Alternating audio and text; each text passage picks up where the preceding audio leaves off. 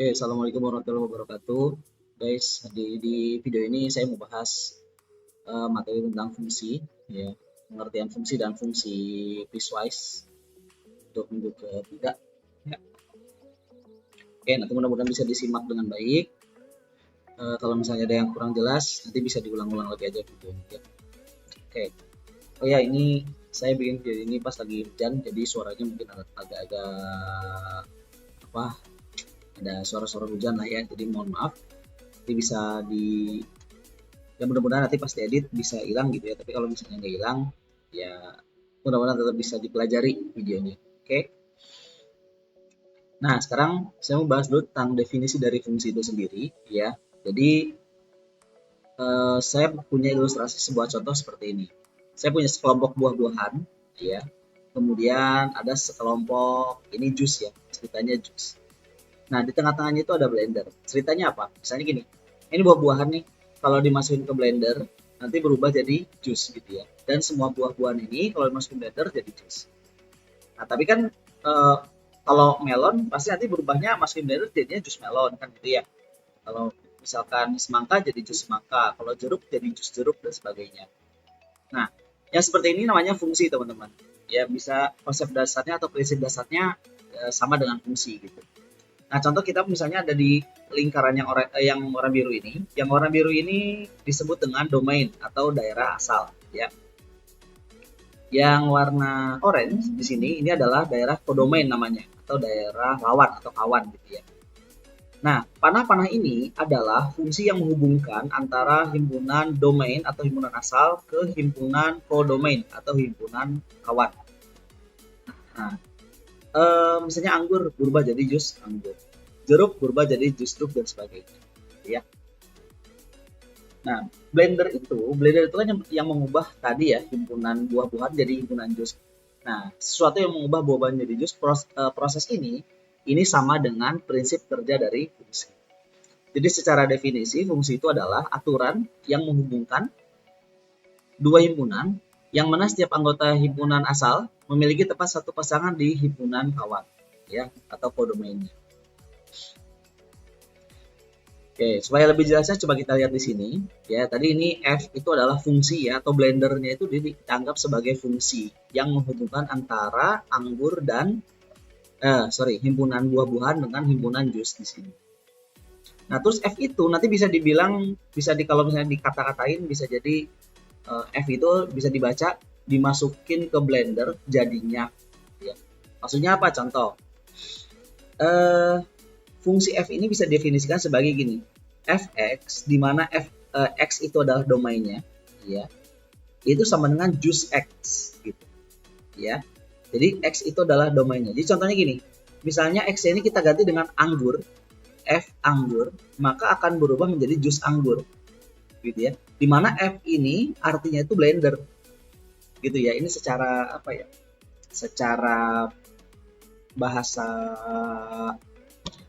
sehari-harinya lah ya. Kita jangan bicara bahasa matematika dulu, kita coba bicara penerapan konsep fungsi ini di kehidupan sehari-hari dulu nih. Nah, F ini bisa dikatakan sebagai blendernya. Artinya apa? Anggur, nih bacanya gini, anggur dimasukin ke blender jadinya jus anggur. Gitu maksudnya. Jadi F ini artinya dimasukin ke blender jadinya. Berarti anggur dimasukin ke blender jadinya jus anggur. Cara bacanya begitu. Berarti misalnya kita ambil yang lain deh. Kiwi misalkan. Kiwi arahnya ke jus kiwi. Di sini adalah F. Artinya apa? Kiwi dimasukin ke blender jadinya jus kiwi gitu. Itu namanya fungsi ya, namanya fungsi. Jadi fungsi itu bunga berarti harus angka gitu ya. Berarti harus. Tapi emang lebih banyak digunakannya di dalam bentuk angka sih gitu ya. Kan matematika namanya juga. Tapi sebenarnya prinsip uh, prinsip kerja dari fungsi itu nggak harus angka. Yang penting hubungan antara satu kelompok dengan kelompok yang lain. Ya, nanti teman-teman bisa cari lagi contoh-contoh fungsi yang lain deh. Ya, apa? Ada himpunan apa gitu ya? Ke himpunan apa? Nanti kira-kira hubungannya apa gitu. Nah, itu fungsi. Oke, nah gimana sekarang caranya kita mengkonstruksi sebuah fungsi? Nah, jadi kita ambil fungsi ini bentuknya numerik ya atau angka bilangan. Salah satu contohnya gini. Misalkan kalian lihat ada plang seperti ini nih. Tiket masuk Ancol perorangan 25.000, mobil 25.000, motor 15.000. Oke, berarti di sini ada 3 domain ya. Ada berapa banyak orangnya, ada berapa banyak mobilnya, ada berapa banyak motornya, gitu ya. Nah, fungsinya atau himpunan yang keduanya apa? Ini himpunan yang kuning, itu himpunan kodomain. Kodomainnya itu apa? Harga yang dibayar. Gitu ya. Kita pengen himpunan kodomain itu adalah harga yang dibayar. Berarti kalau pengen nentuin harga yang dibayar, kita harus tentuin dulu berapa banyak orangnya. Gitu ya, berapa banyak orangnya, berapa banyak motornya, berapa banyak mobilnya. Dan tiga-tiga ini saling mempengaruhi gitu untuk mendapatkan suatu harga yang dibayarkan, ya. Nah, kalau secara logika nanti bisa kita hitung gini. Jadi harganya itu dihitung dengan cara banyaknya orang dikalikan 25.000 gitu ya. Kalau misalnya mereka bawa mobil, ya tiap mobilnya dikalikan 25.000. Anggaplah mobilnya adalah Y. Kalau dia bawa motor berarti dikalikan dengan 15.000. Banyak motornya atau Z-nya dikalikan dengan 15.000. Jadi kalau 2 motor berarti 2 kali 15.000. Kalau 2 mobil berarti 2 dikali 25.000. Kalau 5 orang berarti 5 dikali 25.000 gitu. Nah, ini kalau misalkan secara perhitungan biasa. Nah, tapi ini bisa kita konstruksi menjadi bentuk sebuah fungsi ya. Sebuah fungsi kita buat di sini f, x, y, z. Nah, ini domainnya tuh ditaruh di sini. Ya. Kenapa x, y, z? Karena untuk menentukan harga ini yang mempengaruhi ada 3. Ada X yaitu banyak orang, ada Y yaitu banyak mobil, ada Z yaitu banyak motor. Ya. Apakah nanti bisa lebih X, Y, Z? Apa gitu? Bisa. Apakah nanti bisa kurang hanya X saja? Bisa, tergantung untuk menentukan nilai dari fungsinya itu ini gitu ya, nilai dari kodomainnya ini yang berpengaruh tuh ada apa aja gitu ya. Nah, di sini X, Y, Z, X ini kita katakan sebagai banyak orang, kemudian Y ini kita katakan sebagai banyak mobil, Z ini kita katakan sebagai banyak motor, gitu ya. Nah, ini teman-teman kalau misalnya mau ngedefinisinya bisa lain dari ini nggak apa-apa. Misalnya, saya X-nya pengen banyak mobil, silahkan. Y-nya pengen banyak motor, silahkan, gitu. Ya, tapi yang penting nanti bagian C-nya jangan sampai salah. Artinya apa? X itu kan banyak orang, berarti banyak orang harganya 25.000. Y itu banyak mobil, berarti banyak mobil dikalikan 25.000 dan seterusnya. Gitu, ya. Nah, ini akan lebih mempermudah ketika nanti ditanya harganya berapa gitu loh. Nah, contoh seperti ini. Ini kan fungsinya. Oke, sekarang gimana caranya kita untuk menghitung nilai dari ini misalkan F410. Oke, F410 itu artinya apa? Ada orang yang datang ke Ancol gitu ya. 4 orang bawa 1 mobil tanpa motor, kan gitu ya. 4 orang dengan 1 mobil tanpa motor, berarti harganya adalah yang orangnya dikalikan 4, 25.000. Oke, ini dulu ya, 25.000 ini 25.000 kali 4, kemudian untuk yang mobilnya juga 25.000 kali 1, untuk yang motornya 25.000 kali 0 karena dia nggak bawa motor. Jadi harganya adalah 125.000, itu yang dibayarkan gitu ya. Nah, cara kalau kalian sudah bisa mengkonstruksi fungsi ini akan sangat bermanfaat sekali gitu loh. Apalagi di dunia komputasi kan, kalau sekarang apa-apa kan komputasi. Nggak mungkin dong orang yang ngitung ini gitu ya. Orang yang ngitung ini tuh pakai manual, kalkulator biasa kan nggak mungkin. Pasti pakai komputasi. Berapa nih? Input orangnya 4, input mobilnya 1, input motornya 0, harganya klik langsung dapat. Nah, ini akan sangat bermanfaat sekali gitu ya, konsep atau prinsip kerja dari fungsi. Nah, kita ambil contoh lain. Latihan dulu. Nah, ini silakan teman-teman di pause dulu videonya ya, terus dicoba latihannya ya, dicoba dikerjakan. Ini masih berhubungan dengan slide sebelumnya ini ya. Oke. Nah, sekarang saya ambil ke contoh yang kedua. Ini masih saya hubungkan dengan dunia kehidupan sehari-hari lah ya, biar nanti lebih relate, lebih gampang buat kalian buat lebih paham ke fungsi ini. Oke, di sini ada donat. Sekarang kita mau belanja donat nih, gitu ya. Ceritanya harga donatnya adalah 4.000 per pieces, ya, per piece maksudnya. Tapi kalau misalkan beli harus pakai box. Harus pakai box. Nah, untuk satu boxnya itu adalah 1.500 harganya, ya. Pembelian wajib menggunakan box, isi satu box maksimal 6 donat. Jadi, kalau kamu beli satu pun ceritanya di sini tetap harus pakai box, ya. Oke, berarti nanti ada dua harga dong di sini. Betul nggak? Ada harga donat, gitu ya. Ada harga boxnya. Harga donat, ada harga boxnya, gitu. Ya, oke, harga donatnya itu kita ibaratkan sebagai X, harga boxnya kita ibaratkan banyak donat yang dibeli adalah X, banyak boxnya yang dibutuhkan adalah Y, maka nanti harga yang dibayarkan adalah 4.000 dikali banyaknya donat ditambah 1.500 dikali banyaknya box. Nah, ini teman-teman harus bisa mengkonstruksi fungsi seperti ini, nanti kita belajar sama-sama, ya. Nah, jadi cara mengkonstruksinya paling gampang gimana? Ketika kita mau menentukan harga, kira-kira apa aja sih yang diperlukan? Apa aja sih yang berpengaruh? Nah, di sini yang berpengaruh adalah donat dan boxnya, ya. Gimana kalau misalnya boxnya gratis? Ya udah, berarti yang berpengaruh hanya banyak donatnya saja. Ya, kira-kira seperti itu, ya. Nah, contoh misalkan F366 berarti beli 36 donat, boxnya yang dibutuhkan 6 kan gitu ya. Berarti boleh kita tulis 4.000 dikali 36 ditambah 1.500 dikali 6 karena boxnya 6. Berarti harganya ya totalnya 153.000 lah. Nah, sekarang gimana kalau pembeliannya 20 donat? Nah, coba kalian kerjain dulu, pause dulu, ya, jangan dulu lanjut, pause dulu nanti baru saya bahas.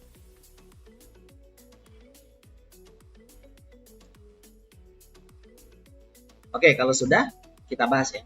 Nah, sekarang bagaimana untuk pembelian 20 donat, ya.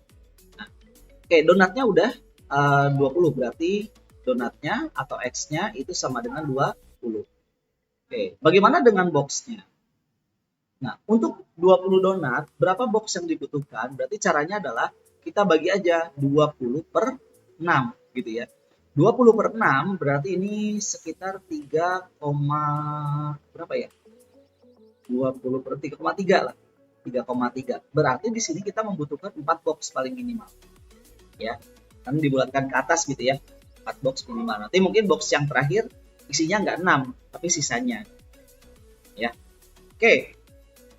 Berarti udah kita simpulkan bahwa donatnya adalah 20, boxnya adalah 4. Maka nanti harganya boleh kita tulis F24 gitu ya. Oke, berarti caranya adalah 4.000 dikali 20 ya ditambah 1.500 dikali 6 itu sama dengan ini berapa? 80.000 ya. 80.000 ditambah kali 6, sorry salah, kali 4 maksudnya. Kali 4 tambah 6.000 berarti sama dengan 86.000. Nah, inilah harga yang harus gimana? Ada yang benar kayak jawabannya? Oke, kita lanjut ya. Lanjut. Oh, ya. Nah, di sini coba kita lihat. Sambil saya ingin memperkenalkan, ya, ada yang namanya floor and ceiling function, gitu ya. Fungsi atap dan fungsi lantai. Oke, fungsi lantai itu adalah fungsi untuk membulatkan ke bawah ke bilangan bulat terdekat. Simbolnya seperti ini. Jadi kayak adalah kurung tapi ada lantainya gitu, ya. Contoh gini. 3,21 berarti kalau dibulatkan ke bawah jadinya 3. 2,97 dibulatkan ke bawah jadinya 2. Kalau 3 karena udah bulat jadi tetap 3. Ya. 4,71 jadinya 3. Ah, ini salah. Harusnya adalah jadinya 4. Oke. Dan lain-lain gitu ya. Nah, kebalikannya kalau ceiling function apa? Fungsi untuk membulatkan ke atas ke bilangan bulat terdekat. Contohnya 5,73 gitu. Nah, 5,11 9,11 jadinya 10. 2,43 jadinya 3. 4 karena udah bulat jadi 4 tetap. Gitu ya. Nah, manfaatnya apa? Nanti kita bisa terapkan ke fungsi ini. Nah, untuk menentukan jumlah boxnya. Oke, kita ambil gini misalkan.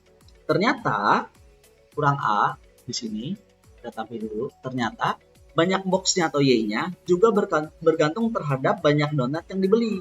Sehingga akan ada fungsi baru yang menghubungkan banyak donat ke banyak box gitu ya. Jadi ada banyak donatnya X, banyak boxnya berapa ini bisa ditentukan gitu. Dengan cara apa? Tadi kan kita menentukan banyak donat dengan cara membagi yang ini ya, membagi banyak donatnya dibagi 6, kemudian dibulatkan ke atas kan gitu, dibulatkan ke atas. Nah kita tahu cara membulatkan ke atas kita bisa menggunakan selling function atau fungsi atap, fungsi atap ya kalau bahasa Indonesianya. Oke, jadi boleh kita tulis bahwa fx atau banyaknya box ya, banyaknya box yang dibutuhkan ya terhadap donatnya gitu ya. Si X ini kan banyaknya donatnya, itu adalah banyaknya donat dibagi 6 kemudian dibulatkan ke atas gitu. Jadi ini tuh artinya merupakan hasil pembulatan ke atas dari banyak donat dibagi 6 gitu. Ya. Sehingga nanti kita bisa mengkonstruksi lagi fungsinya jadi seperti ini. Yang asalnya gini, fx, y sama dengan 4000x ditambah 1500y. Nah, di sini menggunakan dua unsur ya. Ada dua variabel, ada x dan y. Itu. Nah, tapi kalau misalkan kita bisa ubah seperti ini, ya karena y-nya juga bisa bergantung terhadap nilai x. Jadi bisa kita buat juga fx yaitu 4000x ditambah 1500 dikali dengan selling dari x, nilai x dibagi dengan 6 atau banyaknya donat dibagi dengan 6. Jadi bedanya kalau ya fungsi yang tadi menggunakan dua variabel, kalau fungsi yang kedua menggunakan satu variabel. Nah, sekarang ini kan fungsinya beda nih.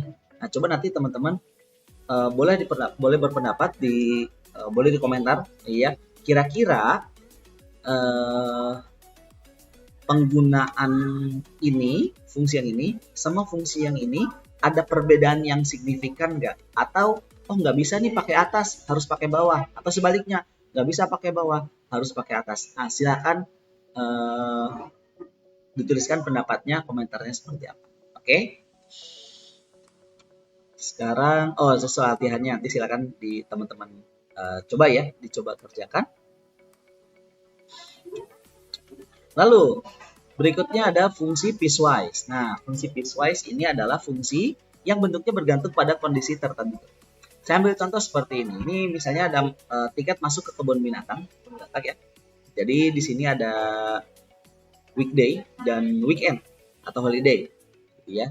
Untuk yang weekday harganya dengan yang weekend beda ya, harganya beda. Oke, jadi kalau kita mau menghitung tiket masuk, domainnya itu yang kita buat ada dua. Ada banyak orangnya dan ada banyak orang yang lebih dari 6 tahun, ada juga yang kurang dari 5 tahun gitu ya. Yang lebih dari 6 tahun itu kita misalkan X, yang kurang dari 5 tahun kita misalkan Y. Kenapa ini dibuat dua variabel yang berbeda? Karena harganya di sini beda ya. Ini 195, ini 170. Ini 230, ini 210 gitu. Makanya kita buat dua variabel. Nah, tapi apakah bisa langsung atau gimana bikinnya ya? Kita angkanya pakai yang mana? Pakai yang 195 atau pakai yang 230 nih untuk yang 6 tahun, untuk yang X-nya gitu. Nah, kalau ada kasus seperti ini, ya kita akan bagi dua menjadi dua konteks dengan syarat gitu ya. Contoh, atau kita buat seperti ini. Jadi fx, y, ya karena dua variabel, dapat didefinisikan dalam dua kondisi, ya, yaitu kondisi untuk weekday dan kondisi untuk weekend. Untuk kondisi weekday, maka fungsi yang dibuat adalah 195x ditambah 170y karena harganya ya. Nah, untuk weekend atau holiday, fungsi yang dibuat adalah 230.000x ya. 230.000x ditambah 210.000y gitu. Nah, fungsi yang dibagi menjadi dua kondisi atau lebih seperti ini itu disebut dengan fungsi piecewise ya. Terus fungsi yang digunakan yang mana? Apakah yang atas atau yang bawah? Nah, fungsi yang digunakan nanti sesuaikan dengan kondisi yang berlaku. Kalau misalkan di kondisinya itu diketahui bahwa itu masuknya di weekday, maka fungsi yang digunakan adalah bagian yang atas. Atau kalau misalkan di weekend, maka yang digunakan adalah bagian yang bawah, gitu ya. Jadi yang seperti ini disebut dengan fungsi piecewise. Ya. Jadi nggak harus dua kondisi ya, bisa 3 kondisi pun bisa. Jadi fungsi piecewise itu adalah fungsi yang digunakan bergantung syarat yang diberikan. Gitu. Itu namanya fungsi piecewise. Nah, ini latihannya untuk fungsi piecewise ya, masih berhubungan sama ini. Silakan teman-teman semua kerjakan soal latihannya, pelajari dengan baik. Mudah-mudahan video sudah selesai ternyata ya, benar. Mudah-mudahan video penjelasan materi fungsi dan fungsi visuas ini bisa dipahami dengan baik. Oke, selamat berlatih. Sampai ketemu lagi. Assalamualaikum warahmatullahi wabarakatuh.